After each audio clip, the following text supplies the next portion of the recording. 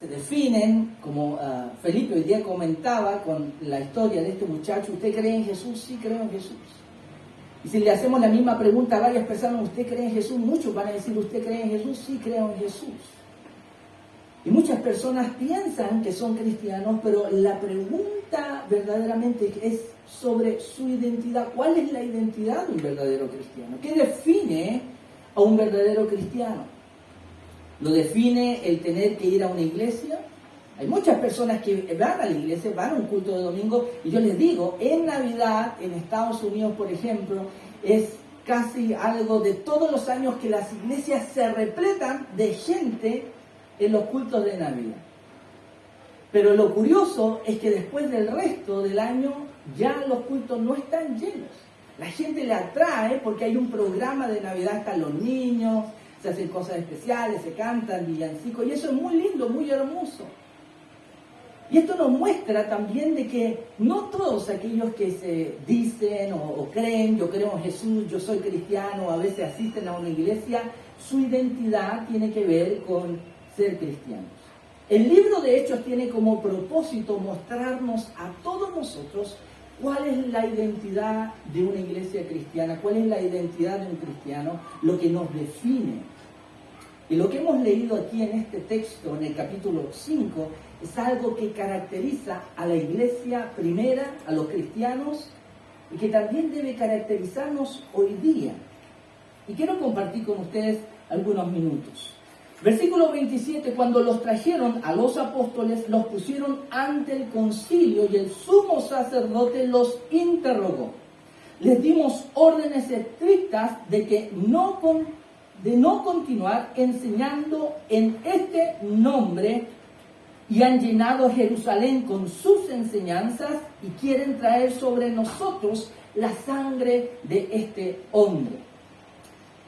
Lo que el autor del libro de Hechos en el versículo 27-28 relata es lo que ocurrió en el contexto del capítulo 5. Dice al comienzo que la iglesia seguía avanzando, seguía creciendo, y los apóstoles con los hermanos seguían predicando el evangelio, no tan solo predicando el evangelio, sino que por mano de ellos se realizaban muchos milagros, prodigios, que llamaban la atención a la gente. Cuando ellos venían a algún lugar o pasaban, era tal el tumulto, dice la Escritura, que hasta personas trataban de traer a los enfermos y que la sombra de Pedro por lo menos cayera sobre un enfermo. Ellos creían que podía ser sanado ese enfermo. El impacto que ellos estaban teniendo en ese momento, en la historia, en sus desafíos, en su época, está registrado en el libro de Hechos. Y todo ese impacto que ellos provocaron es algo realmente emocionante de leer. Como iglesia, como cristianos, debemos emocionarnos por lo que ellos y la iglesia al comienzo realizaban. Era una iglesia que tenía un impacto tremendo en el pueblo, en medio del pueblo. No era un impacto en el culto, no era un impacto en una campaña evangelística, en la gente, en la sociedad, en la cultura. Y el impacto de ellos llegó a ser a tal nivel que para algunos llegó a ser catalogado como peligroso. Como peligroso. El versículo 27 y 28 dice que las autoridades mismas de la nación de Israel, el concilio, mandó traer a los apóstoles nuevamente a su presencia. El concilio no solamente tenía que ver con el sacerdote, el concilio también tenía que ver con autoridades de la nación de Israel. Debemos recordar que el sacerdote no solamente era un líder espiritual, o el sumo sacerdote y los demás sacerdotes, y a veces el consejo de ancianos, no era solamente un liderazgo espiritual, era un liderazgo de la nación de Israel. Era un liderazgo político, era un liderazgo cultural y era un liderazgo que podríamos denominarlo también religioso. Debido al impacto que estos estaban produciendo en medio del pueblo, este concilio, las autoridades los trajeron a su presencia y dice que el sumo sacerdote los interrogó. ¿Y por qué tenían que interrogarlos? La pregunta es, ¿estaban haciendo algo malo ellos? ¿Estaban dañando a la gente? estaban provocando muerte, estaban provocando que hubiera una revuelta social, cultural, estaban provocando un quiebre en la nación. ¿Qué estaban provocando estos cristianos? Estos discípulos de Jesucristo de Nazaret, estos apóstoles, la iglesia, la comunidad, ¿qué estaban provocando para que ellos fueran llamados a ser interrogados por lo que estaban haciendo? Dice que los trajeron al concilio y el sumo sacerdote los puso en medio y los interrogó y les dijo, les dimos órdenes estrictas de no continuar enseñando en este nombre. ¿Algunos de ustedes alguna vez lo han llamado y le han dicho, es mejor que no sigas hablando de este nombre? ¿Algunos de ustedes alguna vez alguien lo ha llamado o un grupito, alguien le ha dicho, mira, mejor no sigas hablando de esto porque estás produciendo tumulto? ¿Algunos de ustedes lo han llamado por hablar de Jesucristo y le han dicho, por favor, no sigas hablando de Jesús, de este nombre y de todo lo que representa Él? ¿Algunos de ustedes alguna vez lo han llamado? Ellos fueron llamados no para felicitarlos. Gracias por ayudarnos a que Israel sea una gran nación. Ellos fueron llamados para volver a decirles, no sigan hablando de este nombre. Porque debemos recordar que en el capítulo 4, ya Pedro y Juan, representantes de los apóstoles, fueron también llevados a la cárcel y las autoridades le dijeron, no sigan hablando en nombre de Jesús.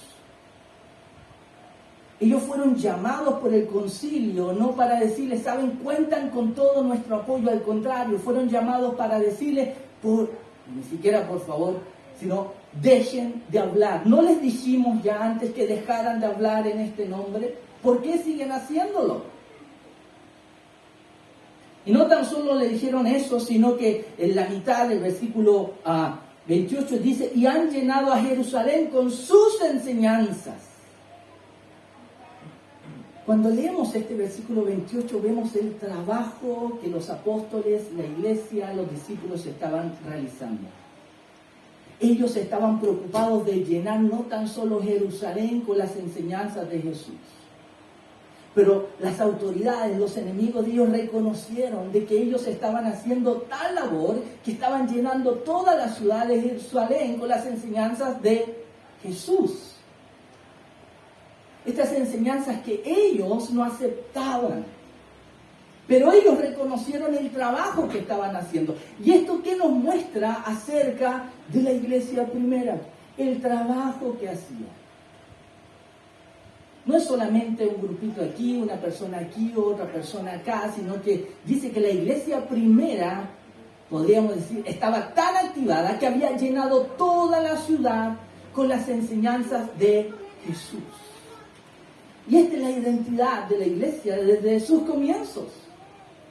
Era una iglesia preocupada de no estar silente. Era una iglesia preocupada de no estar solamente encerrada en lo que es una burbuja, o como nosotros hoy día decimos, en las cuatro paredes, sino que era una iglesia preocupada de llenar la ciudad con las enseñanzas de Jesús. Hoy día nosotros sabemos que si nosotros intentamos llenar la ciudad con las enseñanzas de Jesús, nos van a llamar.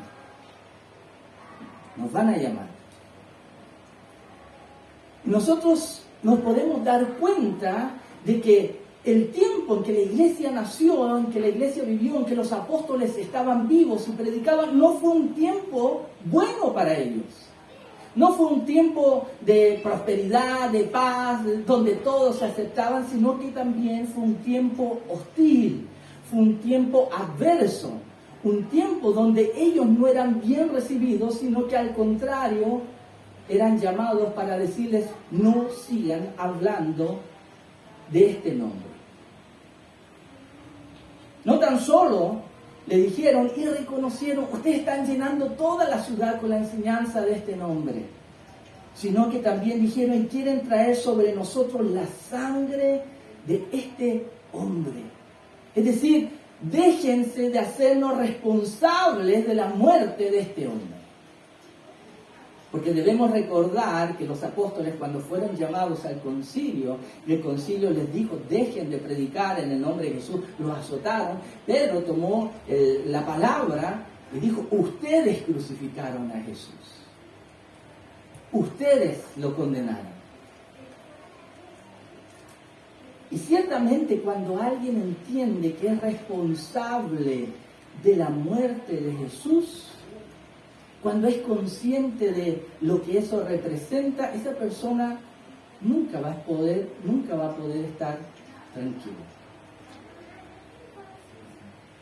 Dejen de echarnos la culpa de que nosotros matamos a este hombre. Ellos no estaban tranquilos. No tan solo estaban a gusto de que ellos predicaran, de que hicieran prodigios y milagros, sino que ellos también no estaban en paz en su conciencia de lo que ellos habían hecho en contra de Jesús de Nazaret. Pero es interesante que los apóstoles, cuando estuvieron ahí, no les dijeron, sí, la verdad les entendemos su punto, sino que los apóstoles le dijeron, ustedes lo mataron. Ustedes. Esto nos muestra de que la identidad de los cristianos y de la iglesia en sus comienzos tenía que ver con una identidad de valor. El valor no tiene nada que ver con la ausencia de miedo, eso lo sabemos. El valor tiene que ver con que a pesar de las dificultades, de las oposiciones, a pesar del rechazo y todo lo que ellos tenían, ellos decidieron una cosa, obedecer a Dios. Y es interesante leer aquí lo que vamos a ver en la respuesta de Pedro y los apóstoles, tal vez Pedro tomando la voz como siempre de los apóstoles, él contestó a este concilio, a las autoridades, al sumo sacerdote, versículo 29, pero Pedro y los apóstoles respondieron, debemos obedecer a Dios en vez de obedecer a los hombres. Pero nosotros encontramos en la Biblia que Dios nos dice que también debemos obedecer a ciertas personas. ¿Por qué Pedro dice debemos obedecer a Dios en vez de obedecer a los hombres? Quiere decir que las palabras del apóstol Pedro aquí en el libro de Hechos se aplica para todo. ¿O quiere decir que las palabras del apóstol Pedro solamente se aplican para algo específico? Debemos recordar y nunca olvidar que la misma Biblia atestigua de sí misma que es palabra inspirada por Dios y útil. Algunas personas pueden decir, y algunas personas ciertamente les digo, comentaristas de la Biblia, dicen, bueno, aquí Pedro se apresuró y Pedro se equivocó en lo que dijo. Y algunos, ya están siendo más que algunos, están cuestionando algunos pasajes de la Escritura porque ciertamente esos pasajes están en conflicto con lo que yo creo. Y sutilmente y de a poco nos vamos deslizando, abandonando lo que tiene que ver con la creencia ortodoxa, histórica, de la cristiandad, de la iglesia cristiana, de cada cristiano, de que toda la Escritura es inspirada por Dios. Porque la misma Biblia dice que toda la Escritura, no dice alguna, no dice parte, sino que toda la Escritura es inspirada por Dios. Ciertamente hoy día hay cristianos que cuestionan que la Biblia o algunos pasajes es inspirada. Y buscan de esta manera alguna razón para apoyar su postura. Pero ciertamente nosotros debemos saber que el Espíritu Santo, que Dios, como dice la Biblia, no puede ser engañado. Dios sigue siendo Dios. El Señor Jesucristo está en su trono. Nosotros podemos argumentar lo que sea, pero ciertamente su palabra sigue siendo su palabra. Y los apóstoles estaban tan claros en esto, en este fundamento que es la roca, quien es Cristo, estaban tan claros sobre quién estaba el Señor Jesucristo, dijo, El que edifica su casa sobre la arena, cuando venga la tormenta, esa casa va a sufrir. Hablando de la vida de una persona, de una familia, de un país, de una sociedad. Pero él también dijo, aquel que edifica su casa, su vida, su familia en la roca, cuando venga la tormenta, esa casa prevalecerá. Permanecerá sólida. Y los apóstoles estaban muy claros en las enseñanzas del Señor Jesucristo. Y por eso ellos, aunque estaban ahí, frente al concilio, las autoridades siendo amedrentados, siendo amenazados y nuevamente siendo confrontados a que no siguieran predicando en el nombre de Jesús, ellos contestaron, debemos obedecer a Dios. Y es interesante lo que Pedro contestó. Pedro no dijo, estamos obligados.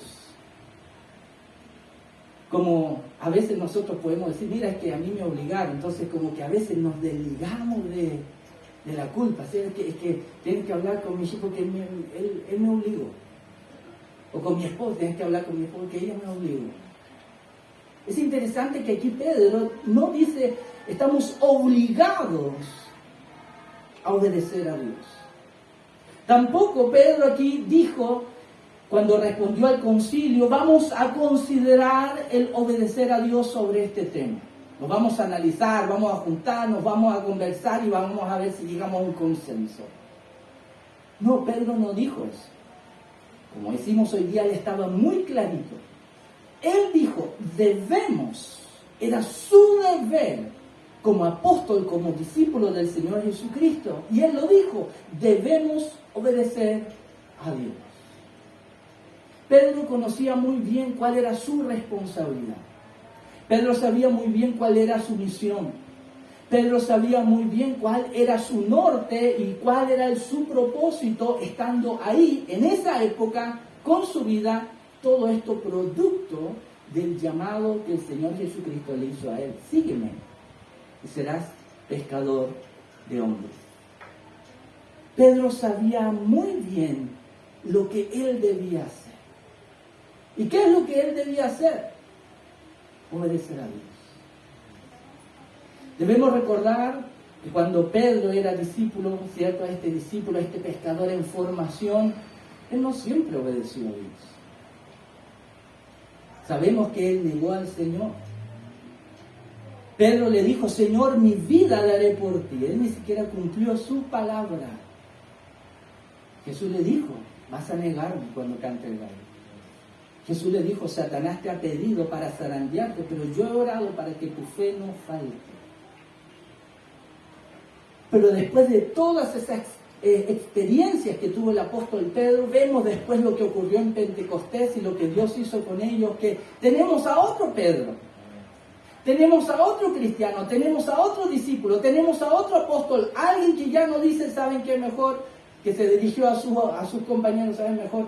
Quedémonos callados que se está poniendo color de hormiga todo esto. No vemos a alguien que dice o que va a sus compañeros, oye, por favor consideremos, mire que si no yo voy a ser responsable como vocero, nada de eso. Pedro dijo a las autoridades, debemos obedecer a Dios en vez de obedecer a los hombres. Y ciertamente nosotros como personas y aún como cristianos estamos muchas veces en este entredicho. ¿A quién vamos a obedecer? ¿A Dios o a los hombres? ¿Qué pasa si obedecemos a los hombres? ¿Qué pasa si nosotros seguimos la corriente humana, la corriente de cada persona, el gusto de cada persona como cristianos, como iglesia? ¿Qué va a hacer de nosotros? ¿Qué cree usted? Cada persona, en cada país, en cada cultura, en cada nación, en cada ciudad y en cada lugar, cada persona tenemos nuestros propios gustos, nuestros propios deseos. ¿Qué pasa si nosotros seguimos a las personas? ¿Qué pasa si nosotros como iglesia tenemos el propósito y existimos para agradar a las personas? ¿Qué pasa si usted como cristiano vive, su propósito y su misión es agradar a las personas.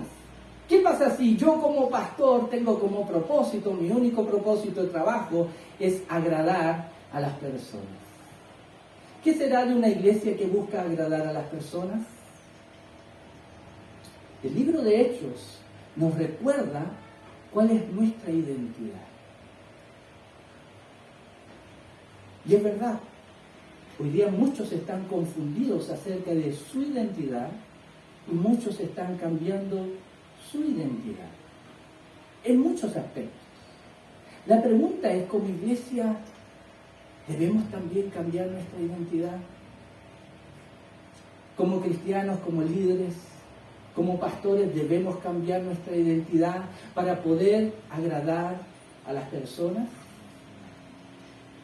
O como Pedro, tal vez somos llamados a obedecer a Dios. Muchas veces, queridos hermanos, cuando nosotros buscamos agradar a las personas, como dice el dicho popular, es porque no queremos estar mal con nadie. ¿Cierto? Queremos tener todos contentitos. Porque si alguien no está a gusto, la vamos a pasar mal. Pero, queridos hermanos, ¿qué significa obedecer a Dios?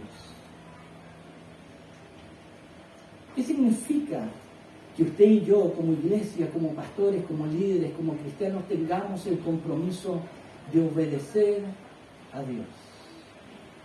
¿Qué significa eso?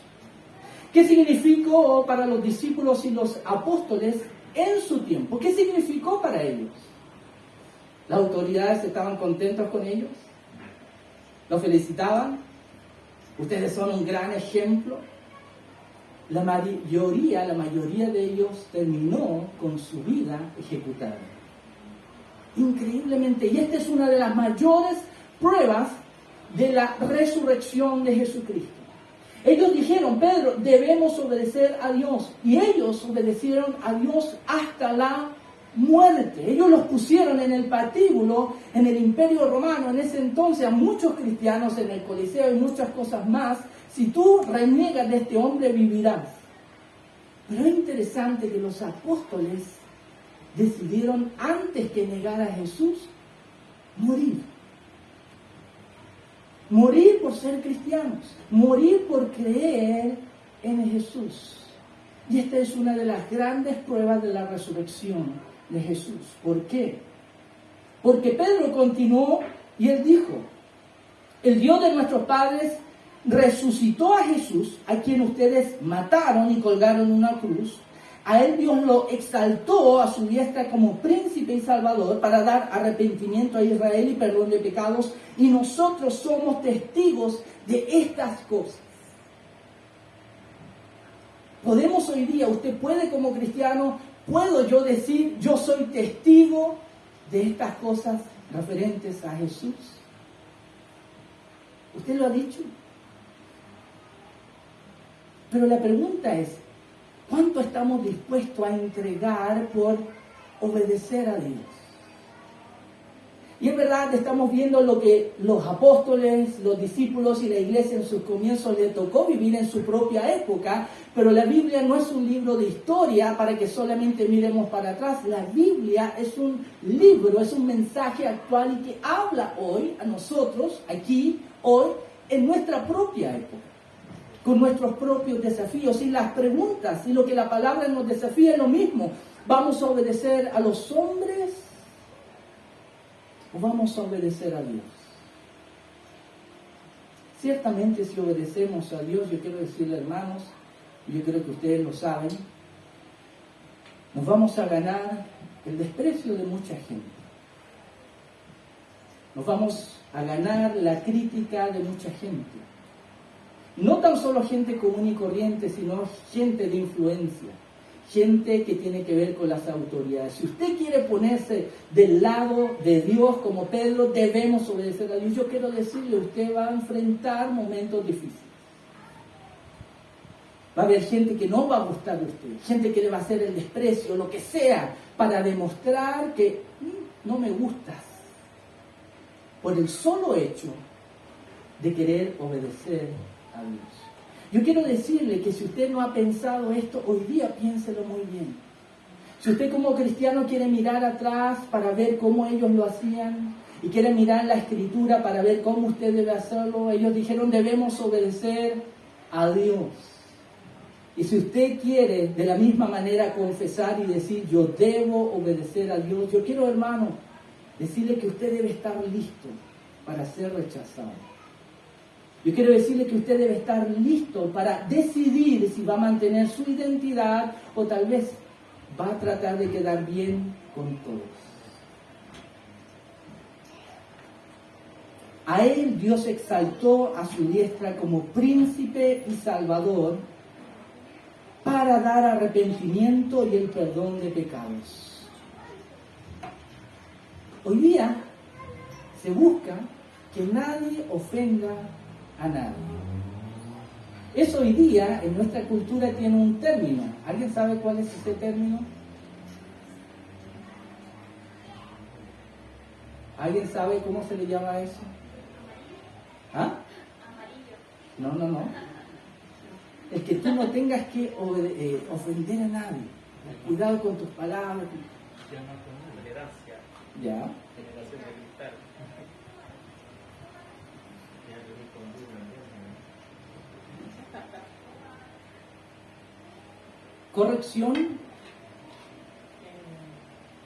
Corrección política. ¿Y saben por qué se le llama así? Corrección política. Es decir, que tu forma, tu discurso no ofenda a nadie, ¿ya? Debe ser correcto políticamente en tu trato a los demás. Y cuando se habla de política, no es de política solamente, sino que tiene que ver que tú tengas que ser educado, que no ofenda a la otra persona, que no la hagas sentir mal, y por lo tanto tu forma de hablar debe ser más cuidadosa. Y ahí vienen muchos eufemismos. ¿Alguien sabe qué son los eufemismos? ¿Alguien sabe lo que son? ¿Alguien sabe lo que quiere decir esta palabra? Bueno, cuando llegue a su casa, busque o en su celular, hoy día tal vez va a aprender una palabra también nueva. ¿Lo tienes? Léelo. Dice palabra o expresión más suave o decorosa con que se sustituye otra considerada tabú de mal gusto. Ok. Eufemismos, si lo pronuncio bien, tiene que ver con suavizar palabras y mensajes, con el propósito de no hacer sentir mal a las otras personas. Esto es la corrección política. Cambiar significados de palabras para que hoy día no produzcan incomodidad en las personas. Pero cuando usted lee el Evangelio, se va a encontrar con el verdadero Evangelio, que el verdadero Evangelio le va a hablar a usted y a mí y nos va a tratar de pecadores.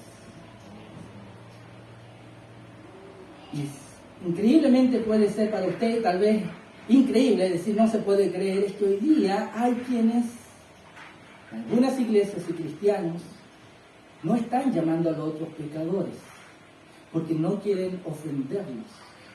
Pueden ser el peor pecador del barrio, pero van a tratar de buscar otra palabra, un eufemismo, para no hacer sentir mal a esa persona. No, usted es una oveja descarriada. Pero ciertamente la Escritura tiene este propósito, despertarnos. Y por eso también la Escritura dice de sí misma que es una espada.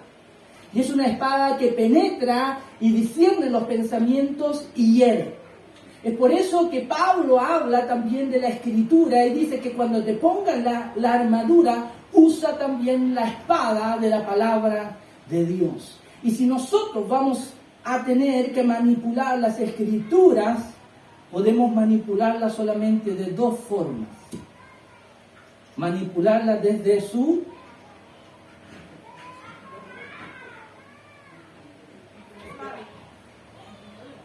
empuñadura o manipularla desde La hoja. Y tú te vas a cortar si la manipulas desde la hoja, pero si la manipulas bien, esa espada no te va a dañar. Esa espada puede ayudarte a defender. Es lo que ocurría en la antigüedad cuando se ocupaban espadas. Hay personas hoy día que manipulan las escrituras, que son dañados y son ofendidos, porque son pecadores que no se han arrepentido, porque viven en desobediencia a Dios, viven a su manera, viven, aunque saben que Jesús existe, aún siguen teniendo sus propios valores. El tema es que muchos quieren escuchar el Evangelio, y el Evangelio tiene que ver con perdón de pecados. ¿Quién no quiere ser perdonado? Pero el Evangelio tiene que ver con arrepentimiento. Pedro está hablando aquí y dice, a él Dios le exaltó a su diestra como príncipe y salvador para dar arrepentimiento a Israel y perdón de pecados. Es decir, que el perdón de pecados, ¿cuándo viene? Según Pedro aquí. ¿Qué mencionó el primero? El Señor Jesucristo dijo a él, dentro de muchas cosas, ¿cierto? Conoceréis la verdad y la verdad os hará libres. Pero ¿qué será si nosotros no decimos toda la verdad? ¿Qué será si nosotros como cristianos, como iglesia, decimos parte de la verdad? Dios te ama y Él quiere perdonarte. ¿Y qué pasa si no le decimos también a la gente, eres un pecador, y si no te arrepientes, no puedes acceder al perdón de Dios? El Señor Jesucristo dijo, conoceréis la verdad y la verdad os hará libre. Y esta es la verdad, de que así como hay un Salvador porque hay pecado, hay pecadores, hay condenados, personas que están lejos de Dios, aunque ellos ni siquiera tienen idea de esto, pero están lejos. Y dice la Escritura, y los llama hijos de ira. ¿Cómo se sentiría usted si le dicen, bueno, es que tú eres un hijo de ira, por eso no entiendes? Por eso no se te ha revelado el Señor, porque eres un hijo de ira. ¿Cómo te sentirías tú? Y nosotros somos testigos de estas cosas, versículo 32, y también el Espíritu Santo, el cual Dios ha dado a los que creen en Él. ¿Cierto? ¿Ah? ¿No escuché? Entonces, no es que Dios da el Espíritu a los que creen, sino a los que... ¿Qué dice el versículo 32? ¿Lo puedes proyectar, por favor, Manuel? Y nosotros somos testigos de estas cosas, y también el Espíritu Santo, el cual Dios ha dado a los que le obedecen. ¿Qué será de aquellas personas que no obedecen a Dios? ¿Será que también pueden tener el Espíritu Santo? Pero podemos ser perdonados. Pero ¿qué pasa si yo quiero ser perdonado pero no quiero obedecer?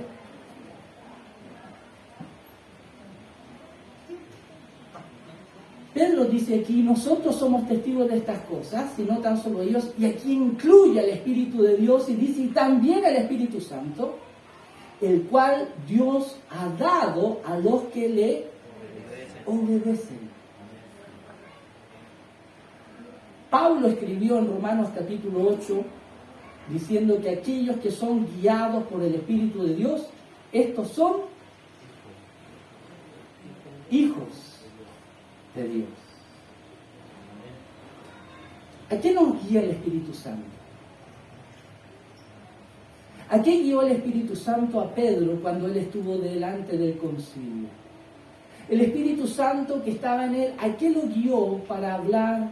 ¿Qué lo guió a hablar? El Espíritu Santo en ese momento guió a Pedro para no tan solo hablar con denuedo, sino para decir la verdad.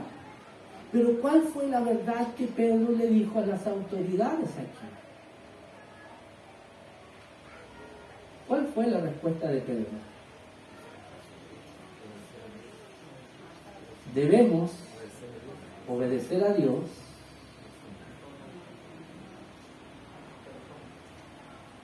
en vez de obedecer a los hombres. ¿Qué hizo Martín Lutero en la Reforma? ¿Qué hizo Juan el Bautista? ¿Qué hicieron todos esos mártires que murieron en tierras lejanas como misioneros? ¿Qué hicieron aquellos cristianos que perdieron sus fortunas de reputación por ir al ejército de salvación?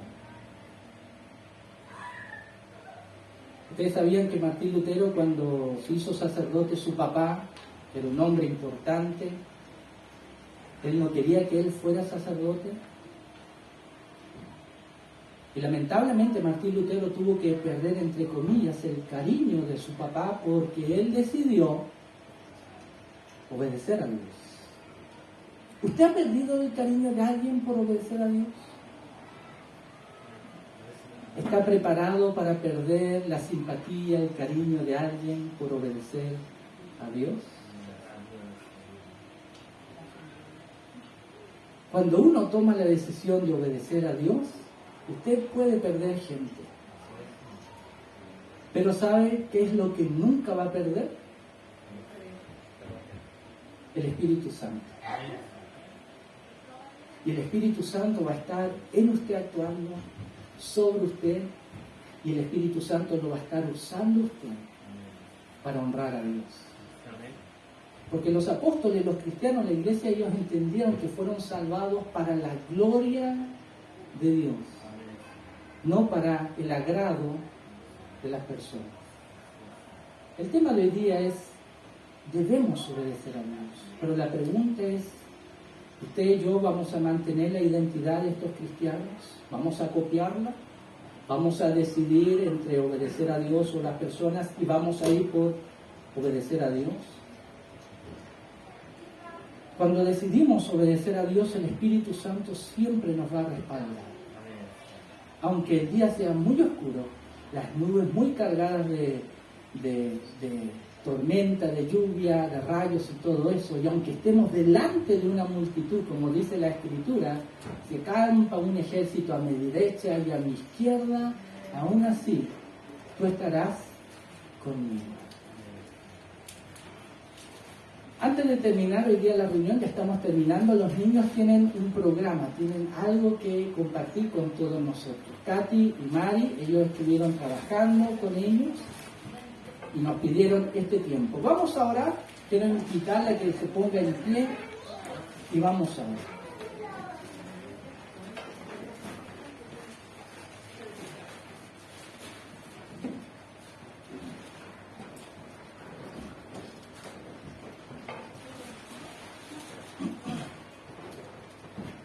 Padre bueno, Padre Santo, te damos muchas gracias, Señor,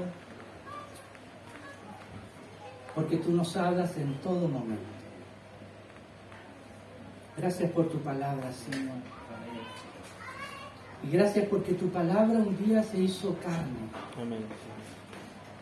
Antes solamente escuchábamos a profetas. Hoy día podemos leer la Biblia. Pero gracias, Señor, porque un día la palabra se hizo carne. Amén. Y vimos su gloria. La gloria como del único Hijo de Dios. Gracias, Señor, porque un día volveremos a ver el rostro de nuestro Señor Jesús. Y ayúdanos, por favor, a permanecer fieles. A permanecer fieles hasta aquel día. Ayúdanos siempre a recordar las palabras del Señor Jesucristo que nos dijo que el que persevera hasta el fin, ese será salvo. Amén. Ayúdanos a recordar las palabras, Señor, que tú nos das, que si perseveramos vamos a recibir la corona de vida. Amén. Señor, ayúdanos como los apóstoles, como la iglesia, como los discípulos, amén, Señor, a decidir obedecerte a ti en todo momento. Sí, Señor. Ayúdanos, Señor, a entender lo que eso significa, obedecer a ti, obedecer tu palabra. No tan solo, Señor, el Evangelio, sino, Señor, todo tu consejo, toda tu palabra. Padre, quiero pedir bendición para cada familia representada aquí. Señor, pedir tu bendición para esta semana, pedir tu bendición para cada uno de ellos en estos días. Amén. Señor, gracias también te damos por nuestros hijos. Gracias por la bendición de ellos, lo que ha significado para, Señor, nuestra vida y nuestro hogar, para nuestro matrimonio, tenerlos a ellos. Gracias porque podemos, Señor, celebrarlos a ellos, la vida de ellos, y verlos, Señor, como un regalo que ha venido de parte tuya por causa de Cristo Jesús en nuestras vidas. Padre, muchas gracias te damos. Pedimos tu bendición para cada niño, Señor, también para Mari, por Katy, Señor, que están trabajando con ellos. Te damos toda la gloria, toda la alabanza a ti, en el nombre de Jesús. Amén. Amén. Amén.